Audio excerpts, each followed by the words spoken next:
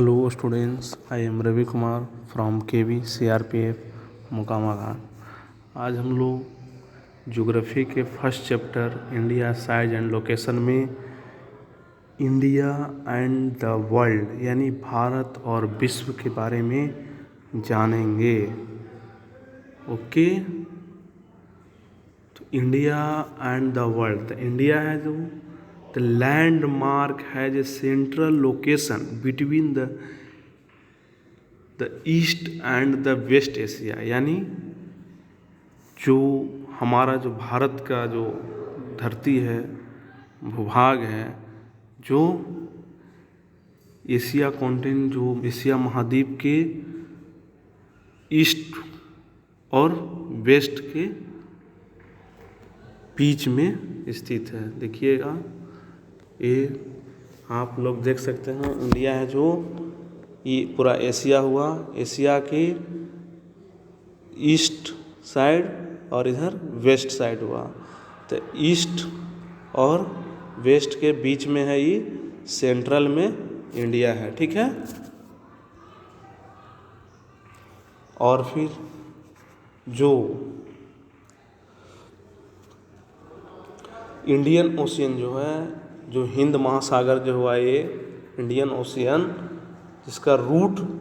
जो हुआ, जो मार्ग बना है, जो वेस्ट में इधर साइड, ये वेस्ट साइड हुआ, जो यूरोप से यूरोपीय कंट्री जो हुआ, ऐसा यूरोपीय कंट्री, और ईस्ट में ये साइड जो ईस्ट में हुआ, जो ईस्ट एशिया के जो कंट्री हुए, ईस्ट एशिया के जो कंट्री हुए को दोनों को कनेक्ट करता है वो कौन, तो इंडियन ओशियन। इधर से देखिए, ईस्ट में कंट्री, इधर इस साइड के एशिया के, इधर यूरोप के कंट्री को, दोनों का एक जगह कनेक्शन होता है, जो पर कनेक्ट करने का ये रूट है इंडियन ओशियन। ठीक है, इस तरह से इंडिया का ये क्या हो गया, एक सेंट्रल लोकेशन पर स्थित है, ये दोनों के बीच में है। ठीक है, और इंडियन ओशियन जो हिंद महासागर हुआ के हेड पर क्या है,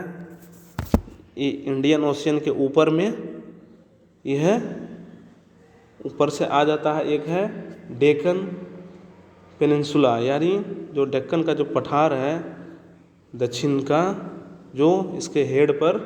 रहता है, इसका डेवलप हुआ है, विस्तार हुआ है। और इसके साथ साथ ये वेस्ट एशिया, अफ्रीका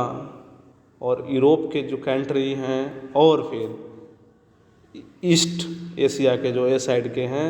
जो कंट्री के साथ ईस्टर्न कोस्ट, जो पूर्वी तट रेखा जो हुआ, ये वाला पूर्वी तट रेखा के साथ क्या है, क्लोज कांटेक्ट में है। ये पूर्वी तट रेखा के क्लोज कांटेक्ट में है, इसको स्टेब्लिश किया गया, स्थापित किया गया। ठीक है, और इंडियन ओशियन जो हिंद महासागर जो हुआ में किसी और कंट्रीज की कोस्ट लाइन जो हुआ, जो तट रेखा जो होता है, इंडिया जैसा नहीं है देखने में, इसलिए इस ओशियन जो महासागर है उसका नाम इंडिया जो कंट्री, हमारा जो देश हुआ भारत के नाम पर ही इसको इंडियन ओशियन नाम दिया गया। ऐसा वर्ल्ड में कहीं नहीं है, कोई भी देश नहीं है उसके नाम पर कोई ओशियन महासागर का नाम दिया गया, एकमात्र यही इंडिया का है जो इंडियन ओशियन नाम दिया गया है, ओशियन को हिंद महासागर। ठीक है, ओके। फिर हम लोग जानेंगे कि उस समय बहुत पहले ही एक चीज़ और इसमें छूट गया है, एक है सुएज कैनाल के बारे में। तो सुएज कैनाल के जो सबसे पहले सुएज कैनाल है कहाँ, ये देखिए यूरोप, ये यूरोप का जो जगह हुआ, ये यूरोप और ये इंडिया कैसे मिलाने के लिए ये यहीं पर एक सुएज कैनाल, सुएज नहर का निर्माण किया गया है। ये देखिए, इसको बनने से क्या हुआ कि कब किया गया था, इसको ओपन किया गया 1869 में। सुएज नहर या सुएज कैनाल को 1869 में ओपन किया गया था, जिससे क्या हुआ कि यूरोप से आने वाले जितना भी ट्रेड होता था, व्यापार, इधर से आने वाले ट्रेड यानी व्यापार, यहाँ से जो पहले आते थे ऐसे, अब फिर के महादेश के घूमते हुए तब जाकर इंडिया में पहुँचते थे। लेकिन जब से इस सुएज कैनाल को बनाया गया तो डायरेक्टली यूरोप से ऐसे होते हुए इंडिया पहुँच जाते, जिससे क्या हुआ कि 7,000 किलोमीटर की दूरी कम पड़ने लगा उससे। पहले पूरा फिरका घूम कर आया जाता था इंडिया में, कि सुएज नहर बनने से बहुत आसानी हुई, बहुत जल्दी दूरी कम गया इंडिया साथ ट्रेड करने के लिए, व्यापार करने में। ठीक है, इस तरह से हम सुएज नहर के बारे में भी जाने। आगे है इसमें कि जो इंडिया का कॉन्टैक्ट जो है, जो वर्ल्ड के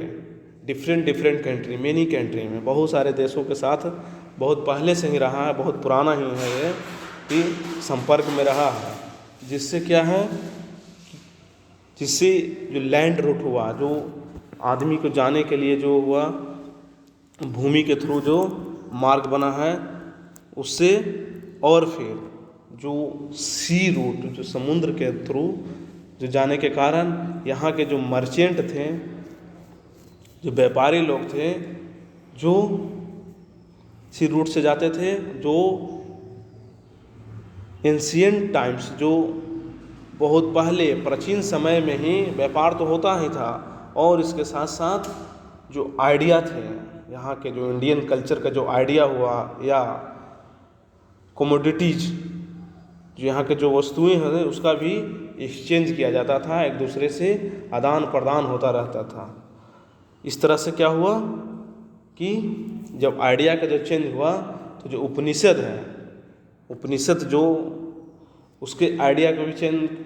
एक्सचेंज हुआ, इधर दूसरे देशों में गया। फिर रामायण का, फिर स्टोरी ऑफ पंचतंत्र, जो पंचतंत्र की जो कहानियाँ थी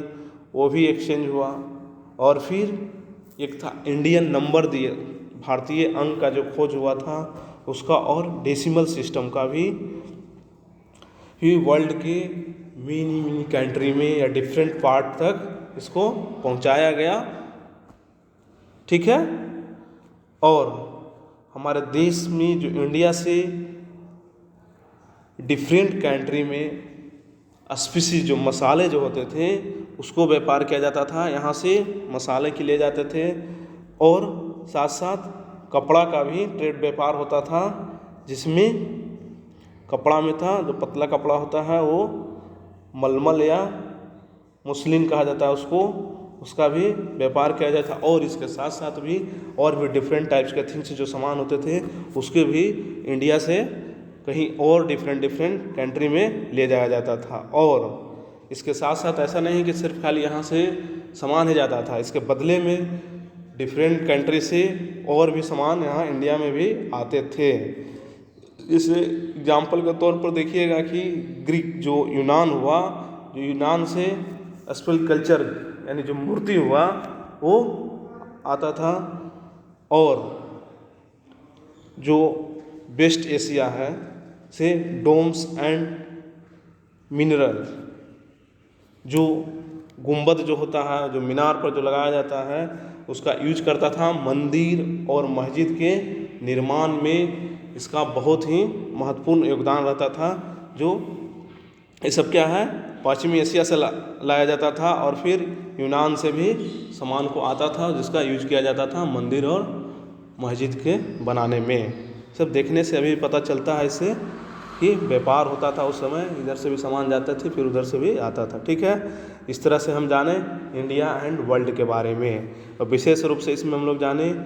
सुएज कैनाल, जो कैनाल नहर है उसके बारे में। ठीक है, ओके।